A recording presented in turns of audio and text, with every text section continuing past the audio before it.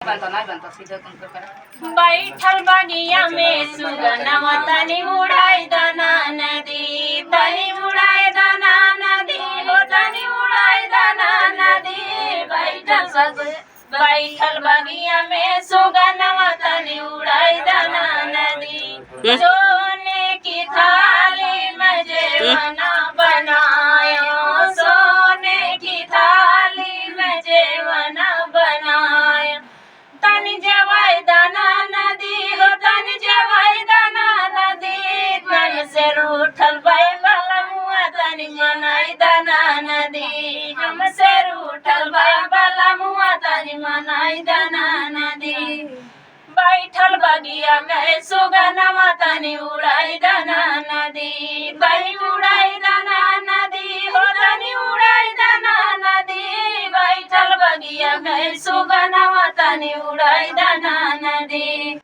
लोटा गिलासी के गेड़ुला भरायो, लोटा गिलासी के गेड़ुला भरायो। तनी घोटाई दाना नदी हो, तनी घोटाई दाना नदी। हमसे रूठल बाई वाला मुआ तनी मनाई दाना नदी, हमसे रूठल बाई वाला मुआ तनी मनाई दाना नदी। बैठल बगिया में सुगनवा तनी उड़ाई दाना नदी, बैठल बगिया में सुगनवा तनी उड़ाई दाना नदी। तनी उड़ाई दाना नदी हो, तनी उड़ाई दाना नदी। बैठल बगिया में सुगनवा तनी उड़ाई दाना नदी, बैठल बगिया के सुगनवा तनी उड़ाई दाना नदी। लाची लवानिया के बिया जोरायो, लाची लवानिया के बिया जोरायो।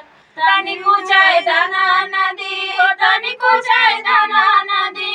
हमसे रूठल बाई वाला मुआ तनी मनाई दाना नदी, हमसे रूठल बाई वाला मुआ तनी मनाई दाना नदी।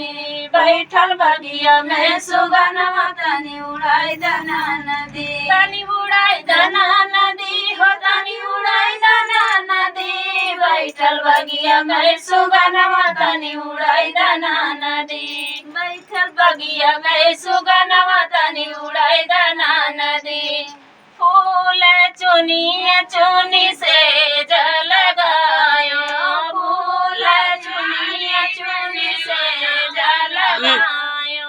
तनी सवाई दाना नदी हो, तनी सवाई दाना नदी। हमसे रूठल बाई वाला मुआ तनी मनाई दाना नदी, हमसे रूठल बाई वाला मुआ तनी मनाई दाना नदी। तो फ्रेंड, गीत कैसे लगा कमेंट में बताना और दीदी के चैनल को ज़्यादा से ज़्यादा सपोर्ट करना।